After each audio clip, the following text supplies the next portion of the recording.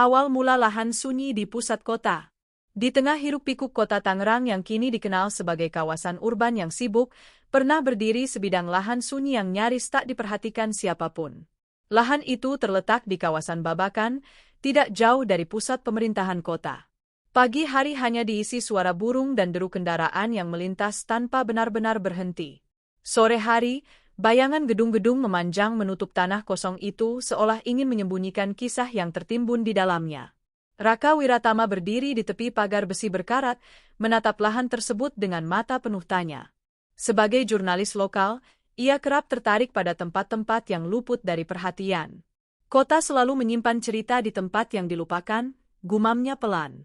Catatan kecil di tangannya menyebutkan bahwa sebelum menjadi ruang terbuka, kawasan ini hanyalah lahan tidak terurus, sisa perencanaan kota yang tertunda bertahun-tahun.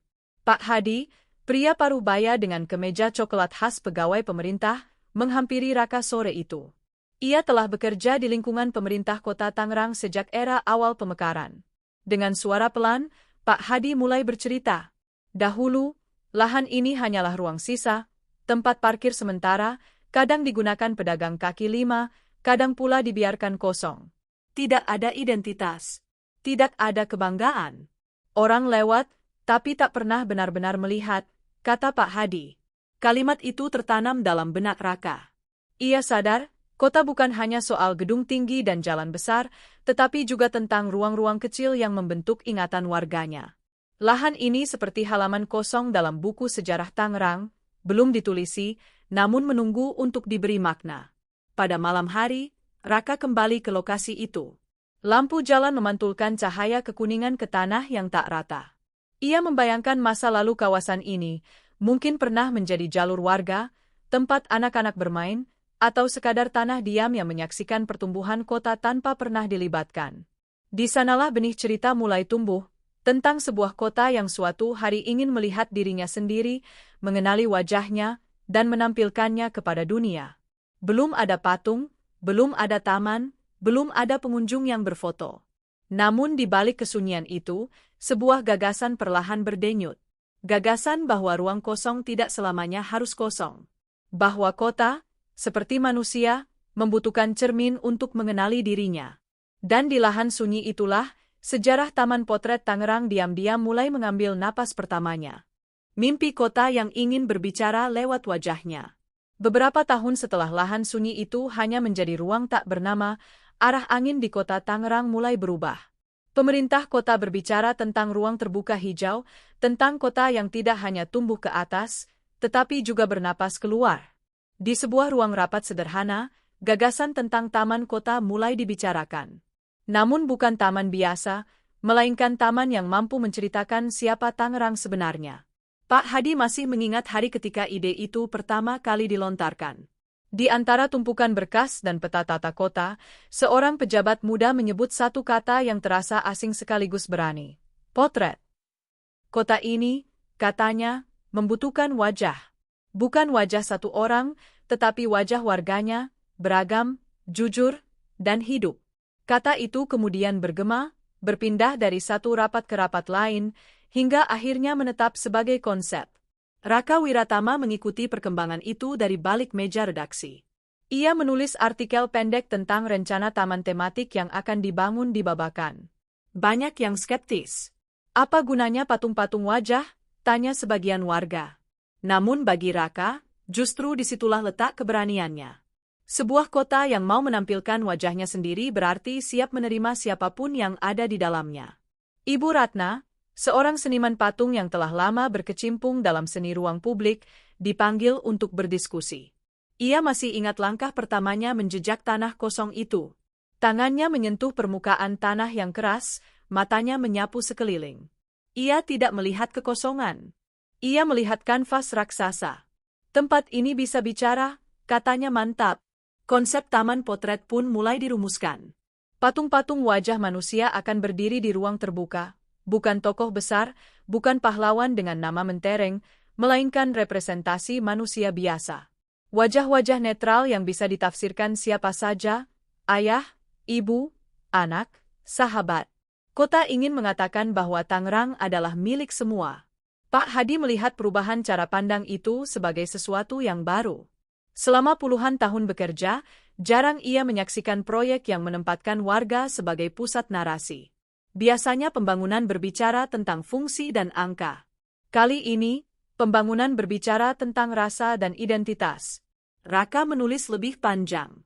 Ia menuliskan bagaimana sebuah taman bukan sekadar tempat duduk dan pepohonan, melainkan ruang dialog antara kota dan warganya. Artikel itu mulai dibagikan, dibicarakan, dan perlahan rasa penasaran publik tumbuh. Lahan sunyi itu kini memiliki nama dalam percakapan orang-orang. Pada suatu sore, Ibu Ratna berdiri di tengah lahan sambil menggambar sketsa di buku kecilnya. Wajah-wajah mulai terbentuk di atas kertas. Setiap garis seolah menyimpan cerita yang belum diucapkan. Ia sadar, patung-patung itu kelak tidak hanya akan dilihat, tetapi akan dilalui, disentuh, dan difoto, menjadi bagian dari keseharian kota. Di titik inilah, mimpi tentang taman potret benar-benar hidup. Ia bukan lagi wacana di ruang rapat atau tulisan di koran. Ia telah menjadi keinginan kolektif, keinginan agar Tangerang memiliki ruang yang mampu memantulkan dirinya sendiri. Dan seperti potret yang baik, taman ini kelak tidak akan menyembunyikan keragaman, melainkan merayakannya. Dari tanah kosong menjadi ruang ekspresi publik. Pagi itu, suara mesin dan denting besi memecah kesunyian kawasan Babakan. Lahan yang selama bertahun-tahun hanya menjadi ruang antara kini berubah menjadi pusat perhatian. Spanduk proyek terpampang jelas, menandai dimulainya pembangunan yang kelak akan dikenal sebagai Taman Potret Tangerang. Raka Wiratama berdiri di balik pembatas proyek, mencatat setiap perubahan dengan mata jurnalisnya yang tajam. Pak Hadi datang lebih awal seperti biasa. Baginya, hari itu terasa istimewa. Ia menyaksikan langsung bagaimana ide yang dahulu hanya berupa kalimat di ruang rapat kini menjelma menjadi pekerjaan nyata. Tanah diratakan, jalur pejalan kaki mulai ditata, dan ruang-ruang kosong dibagi dengan perhitungan matang. Kota perlahan membentuk wajahnya sendiri. Di sudut lain, Ibu Ratna mengawasi proses pencetakan patung-patung wajah manusia. Cetakan beton dan logam disusun rapi, masing-masing memiliki ekspresi yang berbeda namun tetap netral. Tidak ada senyum berlebihan, tidak ada kemarahan yang mencolok. Wajah-wajah itu diciptakan agar siapapun yang melihat dapat menemukan bayangan dirinya sendiri. Biarkan warga menafsirkan, ujar Ibu Ratna, menolak memberi penjelasan berlebihan tentang makna tiap patung. Pembangunan taman tidak selalu berjalan mulus. Hujan beberapa kali menghentikan pekerjaan, dan kritik mulai bermunculan di media sosial. Ada yang menyebut proyek ini tidak penting, ada pula yang meragukan daya tariknya.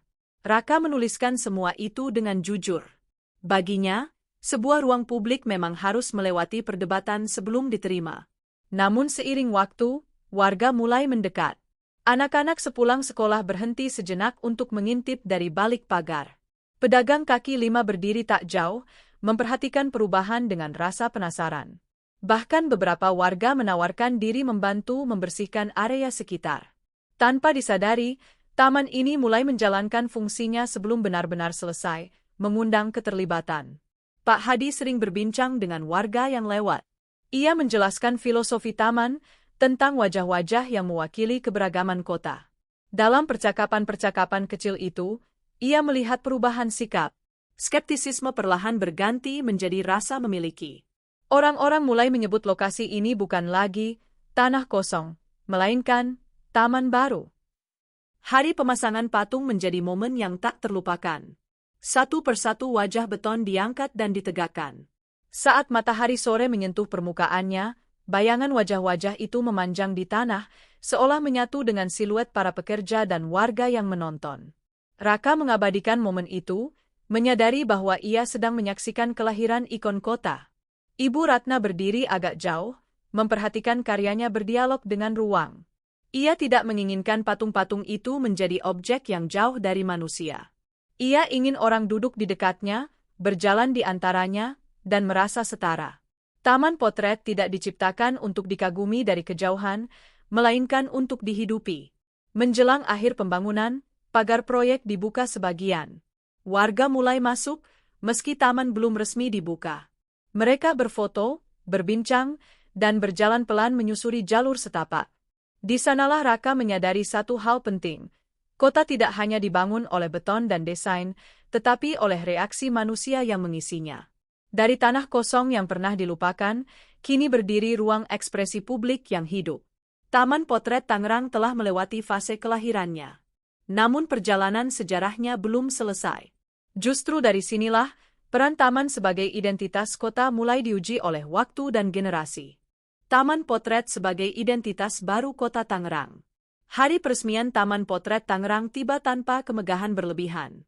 Tidak ada panggung besar atau pesta meriah. Namun justru kesederhanaan itulah yang membuat suasananya terasa hangat. Warga berdatangan sejak pagi, membawa anak-anak, kamera ponsel, dan rasa penasaran yang telah lama tertahan. Raka Wiratama berdiri di antara kerumunan, menyaksikan bagaimana ruang yang pernah sunyi kini dipenuhi suara dan langkah. Pak Hadi mengenakan seragam dinasnya, wajahnya terlihat lebih tenang dibanding hari-hari rapat yang penuh tekanan. Ia menatap patung-patung wajah yang berdiri kokoh di bawah cahaya matahari. Baginya, taman ini adalah bukti bahwa pembangunan kota tidak selalu harus kaku. Ada ruang bagi perasaan, bagi cerita, dan bagi warga untuk merasa diwakili. Sejak hari itu, Taman Potret perlahan menjadi bagian dari kehidupan sehari-hari masyarakat Tangerang.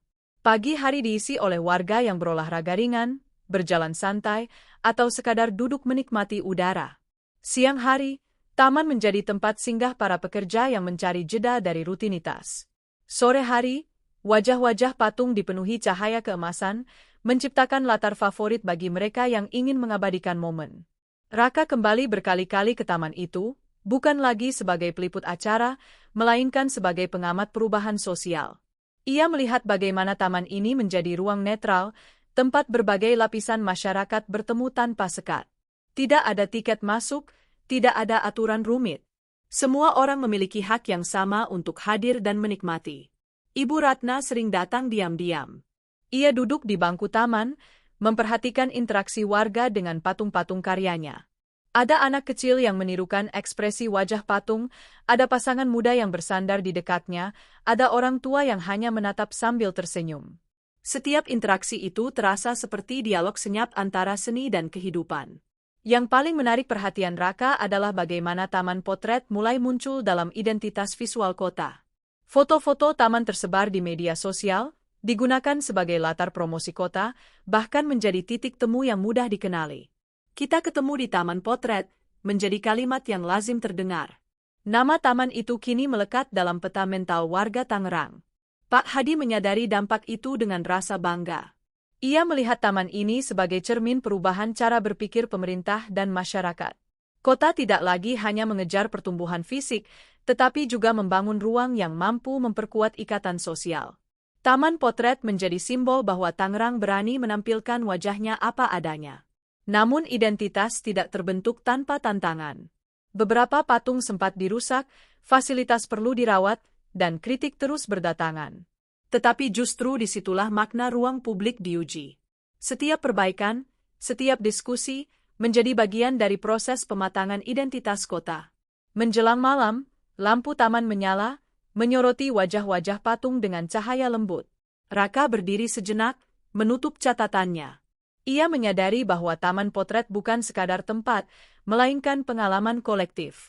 Ia telah menjadi simbol perubahan, bahwa sebuah kota bisa mengenali dirinya melalui ruang yang ia ciptakan untuk warganya. Dan ketika identitas mulai terbentuk, satu pertanyaan besar muncul. Bagaimana taman ini akan bertahan, tumbuh, dan diwariskan kepada generasi berikutnya? Jawaban itulah yang akan menentukan masa depan Taman Potret sebagai bagian tak terpisahkan dari sejarah kota Tangerang. Warisan kota dan masa depan Taman Potret Tangerang. Waktu berjalan pelan namun pasti, dan Taman Potret Tangerang tumbuh bersama denyut kota Tangerang itu sendiri. Tahun-tahun berlalu, pepohonan di sekeliling taman semakin rimbun, jalur pejalan kaki semakin akrab dengan langkah-langkah warga. Wajah-wajah patung yang dahulu tampak asing kini terasa seperti penjaga setia, menyaksikan perubahan generasi yang datang dan pergi. Raka Wiratama kembali ke taman itu dengan perasaan yang berbeda. Ia tidak lagi membawa catatan penuh pertanyaan, melainkan kenangan yang terikat pada setiap sudut taman. Sebagai jurnalis, ia telah menulis banyak hal tentang kota, namun Taman Potret selalu memberinya ruang untuk merenung. Ia melihat remaja yang tumbuh bersama taman ini, yang menganggapnya sebagai bagian alami dari kota, tanpa pernah tahu betapa sunyinya tempat ini di masa lalu. Pak Hadi telah pensiun ketika taman ini memasuki usia matangnya. Suatu sore, ia datang bersama cucunya. Dengan suara pelan, ia menceritakan bahwa dahulu tempat ini hanyalah tanah kosong. Sang cucu mendengarkan dengan mata terbelalak, seolah sulit membayangkan taman ini tidak pernah ada. Bagi Pak Hadi, momen itu adalah jawaban atas semua kerja keras yang pernah ia jalani. Ibu Ratna juga semakin jarang datang, namun setiap kunjungan selalu terasa emosional. Ia menyentuh permukaan patung yang mulai menunjukkan jejak waktu, lumut tipis, goresan kecil, warna yang memudar. Baginya, semua itu bukan kerusakan, melainkan tanda kehidupan. Seni ruang publik, menurutnya, harus menua bersama kota yang menaunginya. Taman Potret kini tidak hanya berfungsi sebagai ruang rekreasi, tetapi juga sebagai ruang ingatan kolektif. Berbagai kegiatan budaya, diskusi komunitas, hingga pertunjukan kecil sering berlangsung di sana. Setiap acara menambah lapisan cerita baru, memperkaya makna taman sebagai warisan kota. Raka menyadari bahwa Taman Potret telah menjadi semacam arsip terbuka. Ia tidak menyimpan dokumen atau tanggal, tetapi menyimpan pengalaman manusia. Di sanalah warga merayakan kebersamaan, menenangkan diri, bahkan menghadapi kesedihan. Kota, melalui taman ini, belajar untuk hadir bagi warganya bukan sebagai pengatur, melainkan sebagai teman. Tantangan tentu masih ada. Perawatan, perubahan kebijakan, dan tekanan pembangunan selalu mengintai ruang terbuka. Namun kekuatan terbesar Taman Potret terletak pada rasa memiliki yang tumbuh di hati warga. Selama taman ini dianggap penting oleh mereka yang menggunakannya, ia akan terus dipertahankan. Menjelang senja, Raka duduk di bangku taman, memandangi wajah-wajah patung yang diterpa cahaya sore. Ia menutup kisahnya dengan satu kesadaran sederhana. Kota yang baik adalah kota yang mampu melihat dan dilihat. Taman Potret Tangerang telah menjadi cermin itu, memantulkan wajah kota dari masa ke masa. Dan selama langkah-langkah warga terus mengisi jalurnya, selama tawa dan cerita masih bergema di antara patung-patungnya, Taman Potret akan tetap hidup. Bukan hanya sebagai taman, tetapi sebagai saksi sejarah, identitas, dan harapan kota Tangerang untuk masa depan. Taman Potret Tangerang bukan sekadar ruang hijau di tengah kota. Ia adalah cermin tempat Tangerang belajar mengenali wajahnya sendiri, wajah yang beragam, sederhana, dan terus bertumbuh. Dari lahan sunyi hingga ruang publik yang hidup, taman ini membuktikan bahwa sejarah kota tidak hanya ditulis dalam buku, tetapi juga diukir dalam ruang yang dihidupi warganya setiap hari. Selama langkah manusia terus melintasinya, Taman Potret akan selalu menjadi bagian dari cerita Tangerang yang tak pernah selesai.